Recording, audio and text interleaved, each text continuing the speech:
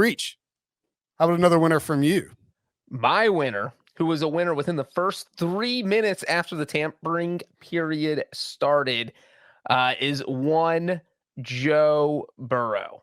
I thought the Bengals made some major moves. Sure, you would love to see them get Brandon Scherf or one of the top tier offensive linemen. But you know what? They went down to tier 2 and they picked up 2 really good guys. Alex Kappa from the Tampa Bay Buccaneers, who Tom Brady called and personally tried to convince him to stay in Tampa Bay. And you know what Kappa said? He said, I'm on to Cincinnati. Get it?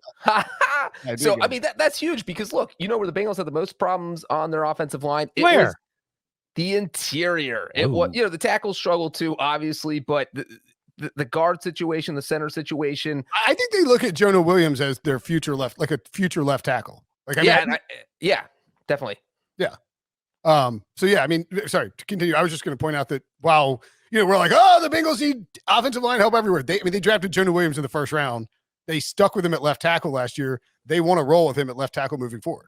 Right. And I think that the Bengals probably think that, hey, if we can make the interior better, that's going to help Jonah Williams. It's going to make the whole offensive line better. And so you bring in Alex Kappa, who probably is going to be your day one starting right guard. You're only paying him $10 million a year, which is a lot for the Bengals, but not a lot when you're talking about, I mean, it makes that spot instantly better. And so, you replay the Super Bowl tomorrow, Joe Burrow is probably not getting sacked 7 times, maybe only 5. And then, you know what? The one that surprised me was Ted Karras. I didn't see that coming. They need a center. Trey Hopkins has struggled a little bit. And the thing about Karras is that he can play any of the positions. So if you have him at center, that's probably where he's best. But with Belichick and the Patriots, he was doing everything. I mean, they had him playing left guard, right guard, and center in 2021.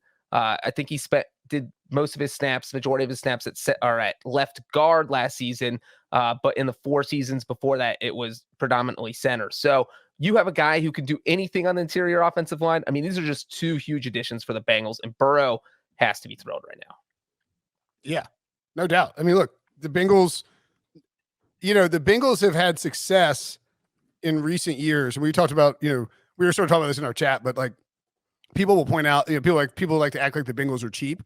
And there's a good NFL media stat or whatever from Aditi Kinkobala that shows that the Bengals are actually willing to spend and have been more aggressive in spending in free agency since they drafted Joe Burrow. And so I think with,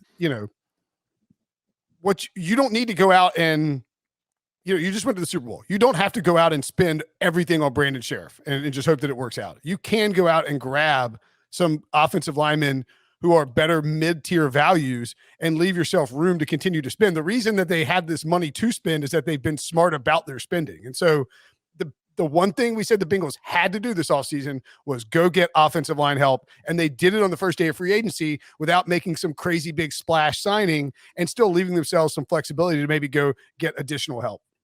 So, Breech, what do you want them to do in the first round now? You know what? The luxury of picking at 31st overall, which I'd never thought I'd ever see the Bengals do. Can I guess real quick? Matt Aride's a punter. No, a kicker. I knew you were going to guess him. I should have guessed who you were going to guess.